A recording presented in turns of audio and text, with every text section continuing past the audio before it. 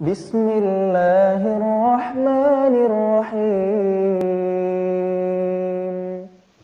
Innal hamdalillah nahmaduhu wa nasta'inuhu wa nastaghfiruh wa na'udzu billahi min sururi anfusina wa min sayyiati a'malina may yahdihillahu fala mudhillalah wa may yudhlilhu fala hadiyalah.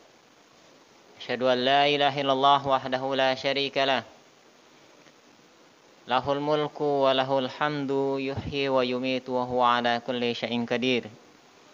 Allahumma salli wa sallim ala nabiyyina Muhammadin wa ala alihi wa ashabihi wa man tabi'ahum bi ihsanin ila yaumil qiyamah. Amma ba'du.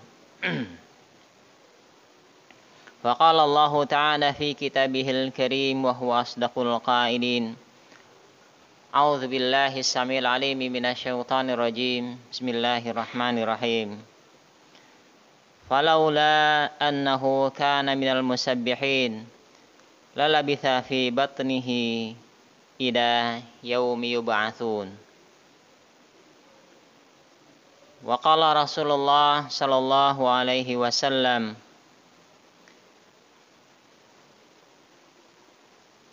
ihfazillah yahfazka, ta'araf ilallah fi raha'i ya'rifuka fi syiddah. Sadaqallah wa sadaqa rasulun nabiyul karim walhamdulillahi rabbil alamin. Ma'asyiral muslimin sidang Jumat yang semoga diberkahi kehidupan kita semua oleh Allah Subhanahu wa taala.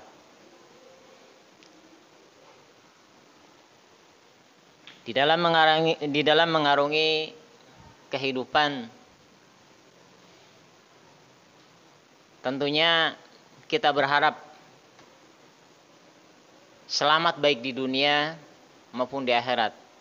Sebagaimana doa yang sangat masyhur yang sampai mungkin anak TK pun sudah hafal tentang doa ini. Rabbana atina fid dunya hasanah wa fil akhirati hasanah wa qina adzabannar. Ma'asyiral muslimin sidang Jumat rahimakumullah. Namun sejalan dengan waktu seringkali kita merasa ketika kita punya masalah-masalah, kita merasa seolah Allah tidak hadir di dalam memecahkan masalah-masalah yang kita hadapi. Seolah kita menghadapinya dengan seorang diri.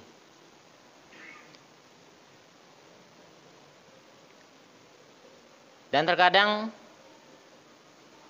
ketika kita larut dengan masalah, tidak jarang pula di antara kita yang bersuudzon, berburuk sangka kepada Allah sebagai Rabb yang maha mulia dan maha adil, dan yang kasih sayangnya justru melebihi dari seorang ibu kandung terhadap anak kandungnya sendiri.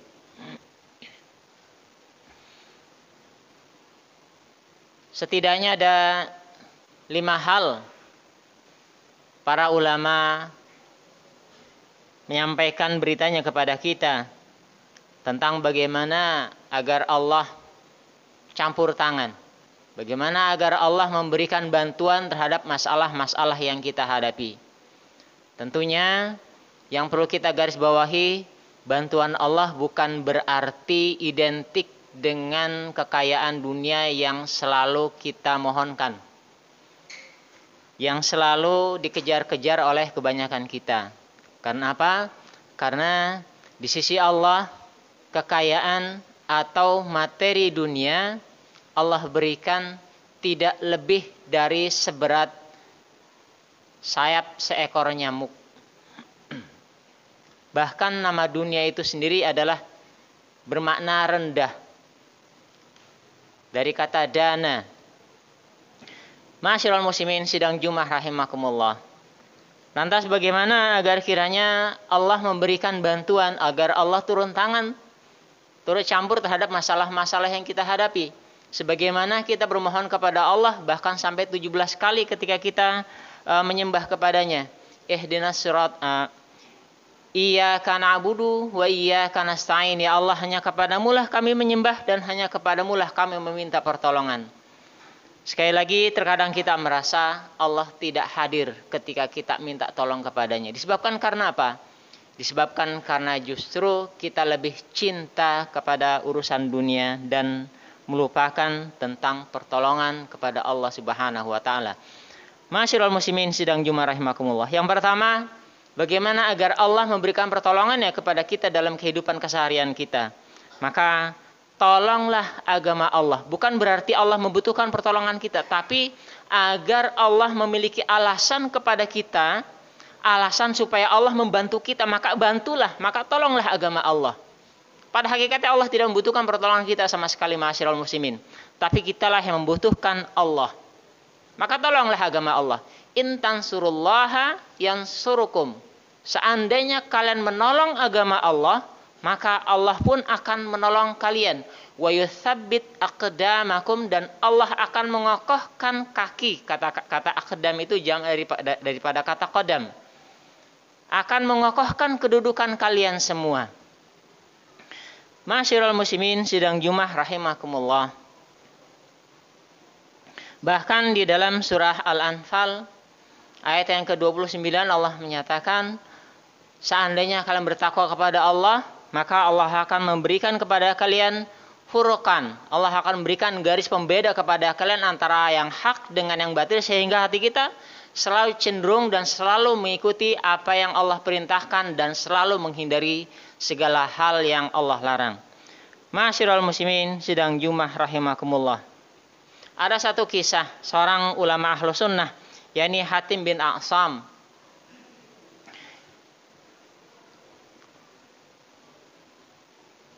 Dia dikatakan Asam karena sangat perendahnya dia. Ketika seorang wanita bertanya kepada beliau, kemudian tanpa disadari, dengan tidak tertahan, maka kemudian si wanita itu terkentut sampai terdengar oleh jamaah. Namun ketika itu justru Hatim bin Asam malah justru balik bertanya kembali, mohon keraskan pertanyaanmu, karena aku tidak mendengar. Maka si wanita itu pun merasa lega hatinya. Karena apa? Karena dia merasa aibnya tidak terdengar, kentutnya itu tidak terdengar oleh Hatim bin Asam. Maka itulah sebab dia dijuluki dengan Asam, yakni seorang yang tuli, karena sebab itu. Ma'asyiral muslimin sidang Jumat rahimakumullah. Walaupun sebenarnya hakikatnya dia tidak tuli. Kisahnya ini ada sebagian riwayat menyampaikan bahwa dia ingin menunaikan ibadah haji, namun yang lebih kami pilih adalah bahwa dia justru meminta izin kepada keluarganya untuk mencari ilmu. Seorang ulama besar, dia masih mencari ilmu demi untuk memberikan penjelasan dan memberikan jawaban atas pertanyaan-pertanyaan dari jamaahnya. Kemudian ketika dia berpamitan, ketika dia minta izin kepada keluarganya, maka mayoritas dari keluarganya menolak. Ma'asyiral muslimin sidang Jumat rahimakumullah. Kemudian salah seorang anak kecil, gadis kecil dari anaknya Hatim bin Asam, malah justru dia mengizinkan ayahnya untuk berangkat mencari ilmu. Maka kemudian berangkatlah Hatim bin Asam. Sesudah berangkat, persediaan semakin menipis, maka kemudian habislah makanan, yang tersisa hanyalah air. Maka kemudian sang kakak semua menuding kepada si gadis kecil ini, anaknya Hatim bin Asam. Inilah akibat karena engkau telah mengizinkan ayah kita untuk berangkat menuntut ilmu, sedangkan kita sangat membutuhkannya. Maka hari ini kita tidak memiliki makanan sama sekali. Maka ketika kakak-kakaknya menghardik sang gadis itu, maka kemudian terdengarlah ketukan dari balik pintunya. Mengucapkan salam, kemudian dijawab. Kemudian ternyata yang datang adalah seorang khalifah yang kehausan, dan kehabisan air dengan serombongannya. Maka kemudian dia bertanya, adakah di antara kalian memiliki air? Maka kemudian dijawab oleh penghuni rumah tersebut, kami tidak memiliki makanan, kami hanya memiliki air saja yang tersedia di rumah kami. Maka kemudian diberikanlah air itu kepada sang khalifah dan juga bala tentaranya dengan pengiring-pengiringnya. Maka kemudian sesudah mereka melepaskan dahaganya, maka kemudian sang khalifah pun bertanya, rumah siapa ini? Kemudian anaknya Hatim bin Asam pun menjawab, ini adalah rumahnya Hatim bin Asam. Maka kemudian sang khalifah pun terkaget. Di mana beliau? Aku ingin menjabat tangannya dan aku ingin bersilaturahim dengannya. Maka kemudian dijawab oleh anak-anaknya, beliau sedang pergi meninggalkan kami untuk menuntut ilmu. Nah, maka kemudian ketika itu sang khalifah pun melemparkan sekantong kepingan uang dinar, kepingan uang emas di depan rumahnya Hatim bin Asam. Maka kemudian dia menyeru kepada seluruh pengawal-pengawalnya, siapa di antara kalian yang mencintai aku, maka lakukanlah seperti apa yang aku lakukan. Kemudian mereka semua pengawal-pengawalnya pun melemparkan kantong kepingan emas itu ke depan pintu rumahnya Hatim bin Asam. Maka kemudian sesudah itu mereka kemudian meninggalkan rumah tersebut. Maka si gadis kecil itu pun menoleh kepada saudara-saudaranya, tidakkah Allah menyia-nyiakan pengorbanan seorang hamba dan Allah tidak pernah meninggalkan kita semua dan Allah tidak pernah menzalimi hambanya. Ma'asyiral muslimin, sidang Jumat yang mencari Allah Subhanahu wa taala. Kalaulah sebuah perusahaan memberikan fasilitas yang cukup baik, sebuah perusahaan Astra, sebuah perusahaan Pertamina, mereka bisa memberikan fasilitas yang cukup puas kepada karyawannya dan bahkan kita berebut untuk bisa menjadi karyawan di perusahaan-perusahaan ternama tersebut. Apatah lagi Allah yang mengatur seluruh jagat raya ini. Walaupun kita tidak diberikan kekayaan oleh Allah Subhanahu wa taala, paling tidak sesungguhnya apa yang dikejar oleh mereka orang-orang yang ahli materi, orang-orang yang selalu mengejar-ngejar duniawi, yang dicari oleh mereka adalah ketentraman hidup pada hakikatnya. Maka walaupun Allah tidak memberikan materi kepada kita, Allah akan memberikan ketentraman di dalam kehidupan kita, dan itu justru yang dicari oleh kebanyakan manusia. Ma'asyiral muslimin, sidang Jumat rahimakumullah. Maka kemudian yang berikutnya adalah selalu berzikir kepada Allah Subhanahu wa taala. Ketika seorang sahabat Rasulullah disengat oleh seekor kalajengking, kemudian dia melaporkan kepada Rasulullah, ya Rasulullah, aku disengat oleh seekor kalajengking. Maka kemudian Rasul menyampaikan kepadanya, seandainya di pagi hari engkau berzikir dengan mengucapkan a'udzu bikalimatillahi tammati min syarri ma khalaq, aku berlindung kepada Allah dari kejahatan makhluknya, maka niscaya tidak akan ada satu makhluk hamba Allah pun di muka bumi yang akan menyakitimu. Artinya apa? Kalau engkau membaca kalimat tersebut, maka engkau tidak akan disengat oleh kalajengking pada hari ini. Ma'asyiral muslimin, sidang Jumat rahimakumullah. Begitu pula kisah yang sangat masyhur mungkin, yakni Imam Ahmad ketika di penghujung usianya.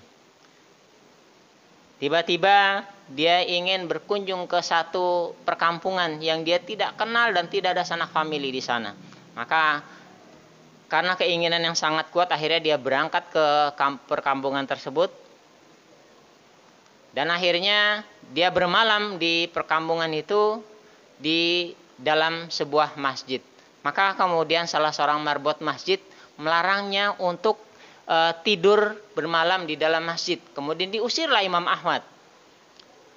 Kemudian sesudah si marbot itu pergi, kemudian Imam Ahmad istirahat di terasnya. Bahkan sampai istirahat di terasnya pun dilarang oleh marbot masjid sampai diusir kembali Imam Ahmad. Maka kemudian Imam Ahmad pergi meninggalkan masjid itu. Kemudian ada seseorang dari kejauhan melihat Imam Ahmad yang hendak mencari tempat istirahat. Kemudian dipanggillah oleh orang tersebut ke tempat kediamannya. Maka kemudian istirahatlah Imam Ahmad di tempat tersebut dan didapati perilaku dari tuan rumah itu dia adalah seorang pembuat roti.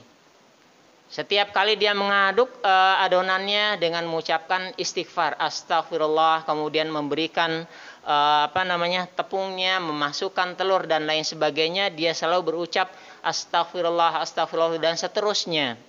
Maka kemudian Imam Ahmad bertanya kepadanya, apa yang kau dapati dari zikir yang sudah berapa lama engkau mengucapkan lafaz zikir ini?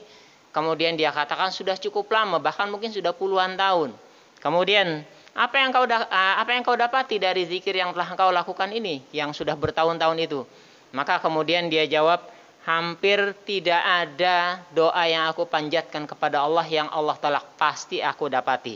Kemudian apa permohonanmu yang sampai hari ini kamu rasa belum dapati? Aku bermohon kepada Allah agar kiranya Allah memberikan karunia, aku bisa berjumpa dengan seorang ulama besar yang bernama Imam Ahmad bin Hambal. Maka kemudian Imam Ahmad pun bertakbir pada hari itu, Allahu Akbar, sungguh pada hari ini Allah mentakdirkan terkabulnya doamu. Aku datang dari tempat yang jauh dari tempat kediamanku, tidak ada tujuan sama sekali, tidak ada sanak famili di kampung ini. Dengan keinginan yang besar aku datang ke sini karena apa? Karena panggilan dari zikir yang kau ucapkan dan terkabulnya doamu pada hari ini. Aku adalah Imam Ahmad bin Hambal. Ma'asyiral muslimin sidang Jumat rahimakumullah. Maka inilah kiranya hal yang harus kita perhatikan agar kiranya Allah memberikan pertolongan kepada kita semua dalam kehidupan kita sehari-hari. Innallaha wa malaikatahu yusholluna 'alan nabi ya ayyuhalladzina amanu shollu 'alaihi wa sallimu taslima.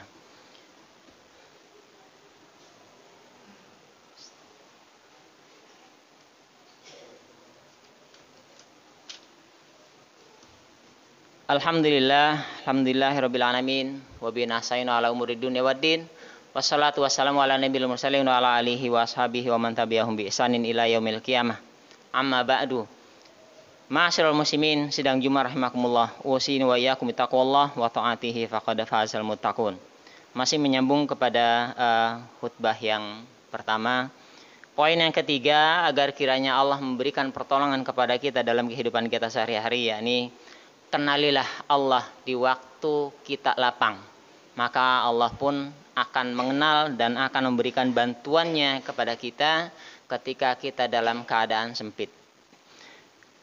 Rasulullah SAW menyampaikan kepada kita, ihfazillaha yahfazka, ta'rafillah firraha'i ya'rifuka fi syiddah. Peliharalah atau jagalah perintah dan larangan Allah, maka Allah pun akan menjagamu. Kemudian kenalilah Allah, ta'araf ilallah firraha, ketika kamu dalam keadaan lapang, maka Allah pun akan mengenalmu ketika engkau dalam keadaan sempit. Ma'asyiral muslimin sidang Jumat rahimakumullah. Bangunlah pada malam hari, bermohonlah kepada Allah Subhanahu wa taala, bukan hanya semata ketika kita ada masalah, justru tapi sebaliknya. Ketika kita dalam keadaan lapang, maka banyak-banyaklah kita mengingat dan berzikir kepada Allah, banyak-banyaklah berjuang pada jalan Allah dan mengingat akan nikmat-nikmat yang Allah titipkan kepada kita semua. Maka satu ketika kita dalam keadaan susah, Allah pun akan hadir untuk memberikan bantuannya kepada kita.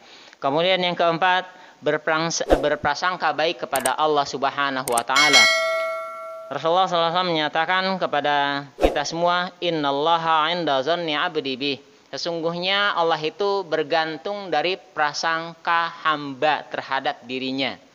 Ketika kita berprasangka baik, ketika kita bermohon kepada Allah kemudian dengan penuh optimis, maka pastilah pertolongan Allah, pastilah akan terkabul doa tersebut. Tapi ketika kita bersuuzon kepada Allah, apa iya doa saya akan dikabulkan? Apa iya orang semacam saya yang penuh dengan dosa Allah akan mengijabah permohonan kita? Maka pastilah Allah tidak akan mengabulkan permohonannya kepada dirinya. Ma'asyiral muslimin sidang Jumat rahimakumullah. Kemudian yang terakhir, yakni bertakwa kepada Allah.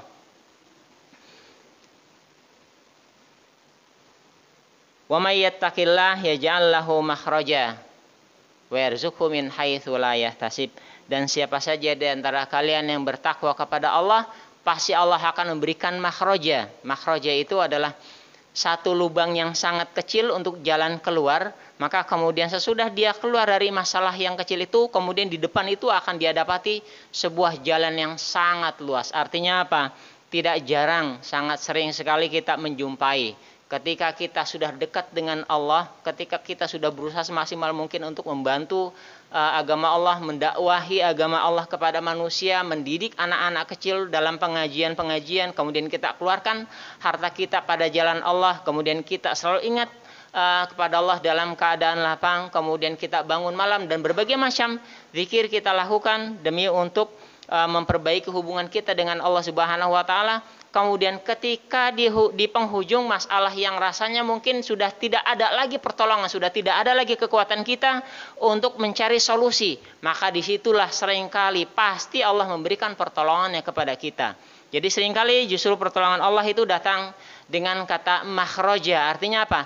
Di penghujung masalah yang ketika kita sudah tidak punya kekuatan sama sekali, maka datanglah pertolongan Allah ketika itu. Maka di sini dibutuhkan wasta'inu bis sabri wassalah, jadikanlah sabar dan salat. Salat itu bimakna bisa juga memang sebagai salat dalam ibadah kepada Allah, bisa juga bimakna adalah ad-du'a, karena makna dari salat itu adalah doa. Ma'asyiral muslimin sidang Jumat rahimakumullah. Maka ketika kita memiliki masalah, jangan sekali-kali kita berhuzon kepada Allah. Bersabarlah sampai titik kehidupan kita, sampai hatta ya'tiyakal yakin, sampai kematian menjumpai kita. Kalaupun memang sampai titik usia kita kemudian Allah belum juga memberikan pertolongan kepada kita, justru itulah pertolongan Allah yang terbesar. Allah akan memasukkan kita ke dalam jannahnya. Ma'asyiral muslimin sidang Jumat rahimakumullah. Tahukah kita bahwa sesungguhnya orang-orang yang bersabar itu pahalanya tidak terkira, ma'asyiral muslimin. Bahkan mizan pun tidak bisa menimbangnya. Dua pahala yang sangat besar yang akan Allah berikan ganjaran kepada seorang hamba adalah yang pertama, sabarnya seseorang ketika dia menghadapi ujian-ujian yang Allah berikan kepadanya. Kemudian yang kedua adalah puasanya orang-orang yang saum. Ma'asyiral muslimin sidang Jumat mencari Allah Subhanahu wa taala. Maka marilah kita jadikan Allah sebagai satu-satunya pelindung, sebagai satu-satunya penolong di dalam kehidupan kita sehari-hari. Dan maka janganlah pula kita jauhi Allah di dalam kehidupan kita. Karena sesungguhnya yang mengatur kehidupan kita baik senang maupun susah, itu semua ada dalam aturan Allah Subhanahu wa taala. Maka ketika kita lari dari aturan-aturan Allah, maka kita akan masuk kepada jerat-jeratnya setan, dan justru kita akan ditipu oleh setan kepada jurang kesesatan yang sangat jauh. Nauzubillah tsumma nauzubillah min dzalik. Ma'asyiral muslimin sidang Jumat rahimakumullah. Mudah-mudahan sedikit khutbah yang saya sampaikan ini bisa bermanfaat, wabil khusus untuk saya pribadi sebagai khatib dan umumnya kepada jamaah yang mendengarkan. Sebagai penutup khutbah di siang hari ini, marilah kita sama-sama bermunajat kepada Allah. Mudah-mudahan apa yang kita mohonkan kepadanya diijabah.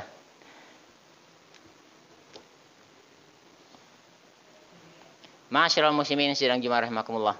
Innallaha wa malaikatahu yusholluna 'alan nabi ya ayyuhalladzina amanu shallu 'alaihi wa sallimu taslima. Allahumma shalli 'ala Muhammadin wa 'ala ali Muhammad kama shallaita 'ala Ibrahim wa 'ala ali Ibrahim wa barik 'ala Muhammad wa 'ala ali Muhammad kama barakta 'ala Ibrahim wa 'ala ali Ibrahim innaka Hamidum Majid. Allahumma ighfir lil mu'minina wal mu'minat wal muslimina wal muslimat al ahya'i minhum wal amwat innaka samiun qaribun mujibu da'wat fa ya qadiyal hajat. Rabbana hab lana min azwajina wa dzurriyyatina qurrata a'yun waj'alna lil muttaqina imama.